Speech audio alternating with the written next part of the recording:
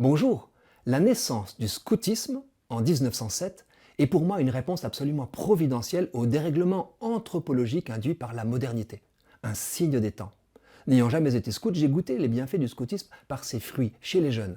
Loin de la caricature qu'il peut subir, je vois dans le scoutisme un mouvement de libération prophétique face aux aliénations du monde. Je sais bien que des jeunes peuvent avoir une mauvaise expérience du scoutisme quand ils dérapent de façon ponctuelle ou systémique. Des enfants ont pu être mal accueillis, brimés et même abusés. Le dévoiement des réalités les plus précieuses est une grave profanation. Mais pour l'immense majorité de ceux qui s'y engagent, la construction personnelle que permet le scoutisme est un trésor pour la vie. L'expérience scout authentique combat la pandémie ambiante de narcissisme. La fécondité transformatrice du scoutisme vient du fait que ce n'est pas une idée ou une idéologie, c'est une pratique incarnée.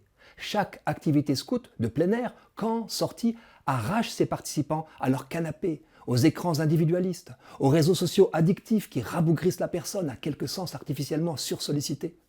Inspirée des entraînements de survie, la vie scout plonge le corps entier dans la nature. Utile complément à la vie familiale, elle offre aux jeunes une communauté d'aventure et de service, une hiérarchie objective selon l'âge, des règles sécurisantes, des identités transmissibles pour chaque groupe, troupe, patrouille. Ces valeurs, reconnaissance des talents, appel au dépassement, sens des responsabilités, rite de progression et de passage, souci du plus faible, sens du service, loi émulatrice, promesse à tenir pour la vie, mais aussi encouragement à la virilité et à la féminité, sans oublier prière et célébration. Dans le scoutisme, le jeu créatif est pris au sérieux et la souffrance, l'effort, le froid, la fatigue font partie de la vie. Un mot récapitule l'effet du scoutisme, la joie. Cette joie illumine les yeux au retour des camps, quand les scouts barbotent épuisés dans des bains noirâtres où se dissout la crasse accumulée dans les jours d'épreuve et de bonheur, inextricablement mêlés. Or, seule la joie altruiste peut vaincre l'attrait de l'hédonisme. L'appel à la joie simple transparaît dans la dernière lettre de Robert Baden-Powell aux millions de scouts et guides du monde entier. Dieu vous a placé dans ce monde pour y être heureux et jouir de la vie. Ce n'est ni la richesse, ni le succès, ni le laisser-aller qui crée le bonheur.